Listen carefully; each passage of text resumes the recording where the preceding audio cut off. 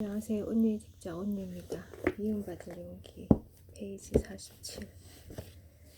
청년, 어디까지나 인간은 변할 수 있다를 전제로 생각하자는 말씀이십니까? 물론일세. 우리의 자유의지를 부정하고 인간을 기계처럼 바라보는 것은 프로이트의 원인론임을 이해하기 바라네.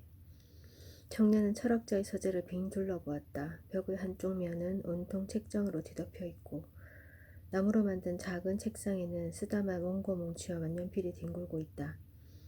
인간은 과거의 원인에 영향을 받아 행동하는 것이 아니라 스스로 정한 목적을 향해 움직인다.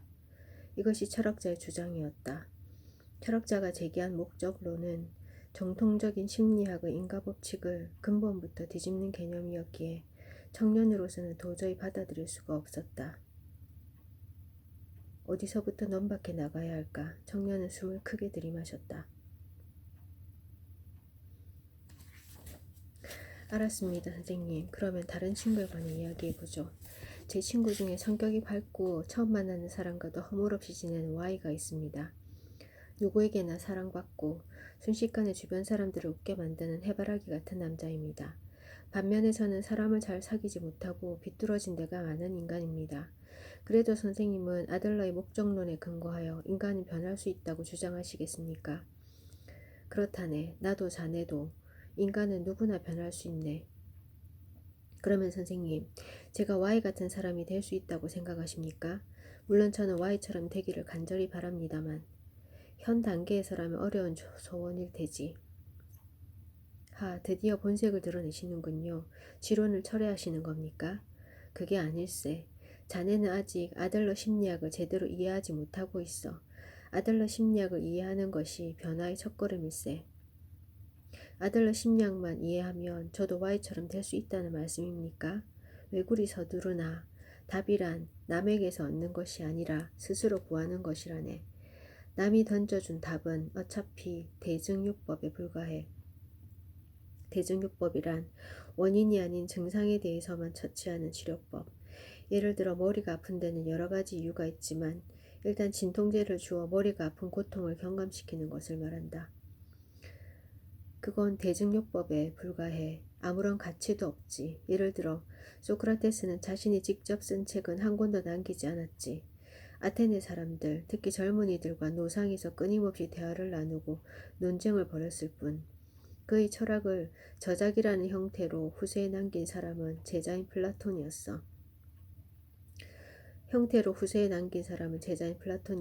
마찬가지로 아들러도 저술활동에는 거의 관심이 없었네. 대신 빈의 카페에서 사람들과 대화하거나 작은 토론 모임에서 의견 나누기를 즐기던 인물이었지. 결코 팔그레 의자에 붙어앉아 책만 파던 지식인은 아니었단 말일세. 소크라테스도 아들러도 대화를 통해 깨달음을 주었다는 말씀이신가요? 그렇지. 자네가 안고 있는 여러 의문은 모두 나와 대화를 나누는 동안에 해소될 걸세. 그리고 자네는 변하게 될 거야. 내가 한 말에 의해서가 아니라 자네 스스로 말이지. 나는 대화를 통해 답을 찾는 그 귀중한 과정을 자네에게서 빼앗고 싶지 않아.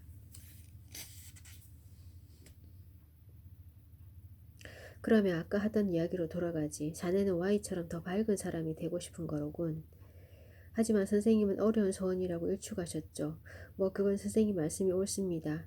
선생님을 곤란하게 하려고 물어본 것뿐이고 그런 사람이 될 수 없다는 것쯤은 저도 잘 압니다. 왜 그렇게 생각하나?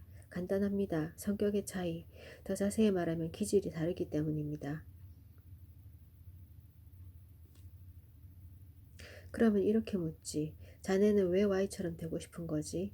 Y든 혹은 다른 누군가든 자네는 다른 사람이 되기를 바라고 있어. 그 목적은 뭘까?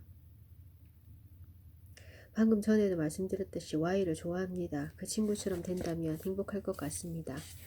그 친구처럼 되면 행복할 것 같다. 그 말은 자네는 지금 행복하지 않다는 거로군. 자네는 지금 행복을 실감하지 못하고 있네. 왜냐하면 자네는 자신을 사랑하지 않으니까. 게다가 자신을 사랑하기 위한 수단으로 다른 사람으로 다시 태어나기를 바라고 있지. Y처럼 되고 싶어서 지금의 자신을 버리려고 하네. 아닌가? 네, 맞아요. 인정합니다. 저는 제 자신이 싫어요. 지금 이렇게 선생님의 시대에 뒤떨어진 철학 강의를 들으며 실없이 시간을 보내고 있는 제 자신이 못 견디기 싫습니다. 상관없네. 자기 자신을 좋아하느냐고 물었을 때 가슴을 펴고 당당하게 좋아한다라고 말할 수 있는 사람은 얼마 없으니까. 선생님은 어떤데요? 자신을 좋아하십니까?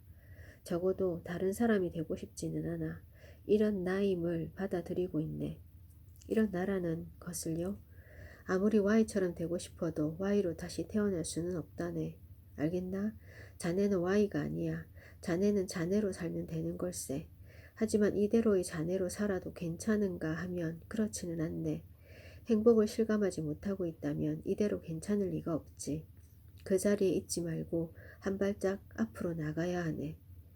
뼈아픈 말이지만 확실히 그래요. 이대로의 제가 좋을 리 없어요. 앞으로 나가지 않으면 안 됩니다. 다시 아들러가 했던 말을 인용해보지. 중요한 것은 무엇이 주어졌느냐가 아니라 주어진 것을 어떻게 활용하느냐이다. 자네가 Y나 다른 누군가가 되고 싶은 것은 무엇이 주어졌는가에만 주목하기 때문일세. 그러지 말고 주어진 것을 어떻게 활용할 것인가에 주목해보게.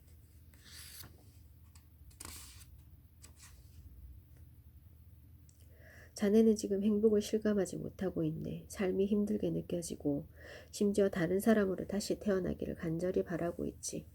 하지만 지금 자네가 불행한 것은 자네 손으로 불행한 상태를 선택했기 때문일세. 불행의 별 아래서 태어났기 때문이 아니라. 불행한 상태를 제 손으로 선택했다고요? 그 말을 저더러 믿으라고요? 그리 터무니없는 소리는 아니야. 고대 그리스 시대부터 있던 말이지. 자네는 누구 하나 악을 원하는 자는 없다 라는 말을 들어본 적이 있나? 일반인에게는 소크라테스의 역설로 잘 알려진 명제네 반.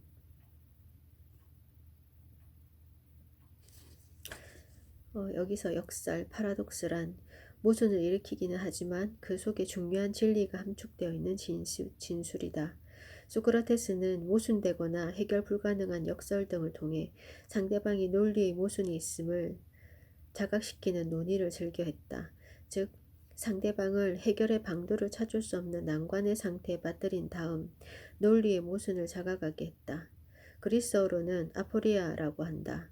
다만 소크라테스 본인이 소크라테스의 역설이란 말을 사용한 적이 없는 것으로 보아 후에 제자들이 붙인 것으로 추측하고 있다.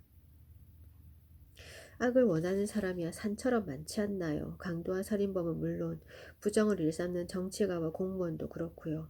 오히려 악을 원하지 않는 청렴결백한 선인을 찾는 편이 어려울 것 같은데요.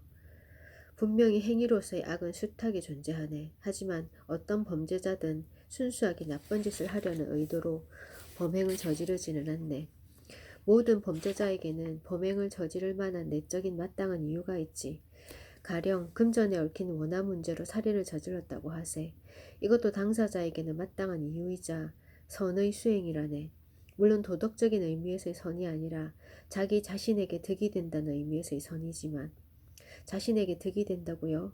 그리스어로 선을 뜻하는 아가톤이란 단어에는 도덕적 의미 외에도 득이 된다라는 의미도 있네. 반면 악을 뜻하는 가코온이라는 단어에는 득이 되지 않는다라는 의미가 있고 이 세계에는 부정이나 범죄 등 각종 악행이 만연해 있지. 하지만 순수한 의미에서 악, 즉 득이 되지 않는 것을 원하는 사람은 한 명도 없다네. 그게 저랑 무슨 상관이죠? 자네는 인생의 어느 단계에선가 불행한 상태를 택했어. 불행한 운명으로 태어나서 그런 것도 불행한 상황에 처해서 그런 것도 아닐세. 불행한 상태를 자신에게 선이라고 판단했기 때문이지. 왜요? 무엇을 위해서요? 자네에게 그래야만 할 마땅한 이유가 무엇이었을까? 왜 스스로 불행한 탄타를 택한 것일까? 그 구체적인 이유까지는 나도 모르네. 아마 대화를 나누다 보면 밝혀지겠지.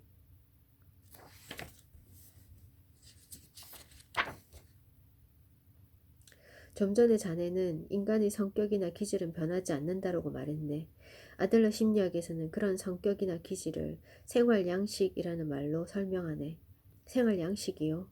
그래, 삶에 대한 사고나 행동의 경향을 가리키지. 사고나 행동의 경향이라고요?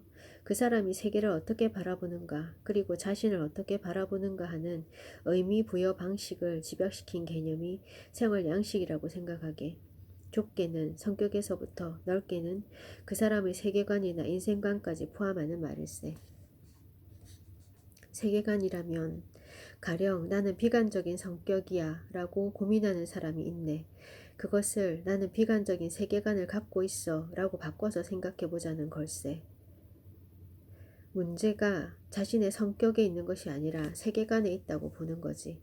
성격이란 말에는 변하지 않는다는 뉘앙스가 있지만 세계관이라면 변형시키는 것도 가능할 테니 말일세. 어려운데요. 생활 양식이란 삶의 태도와 비슷한 말인가요? 그런 표현도 가능하겠지. 좀 더 정확히 말하자면 인생을 사는 방식이라고 할까? 자네는 기질이나 성격이 본인의 의사와 관계없이 주어진 것이라고 생각하겠지. 하지만 아들러 심리학에서는 생활 양식을 스스로 선택하는 것이라고 본다네. 스스로 선택한다고요? 그래, 자네는 자네의 생활 양식을 스스로 선택한 걸세. 제가 불행한 상태뿐 아니라 이런 꼬인 성격까지도 직접 택했다고요? 물론이지. 아무리 그 의견에는 무리가 있어요. 자신의 성격을 마음대로 선택할 수 있다니 인간이 로봇도 아니고요. 그렇지 않네.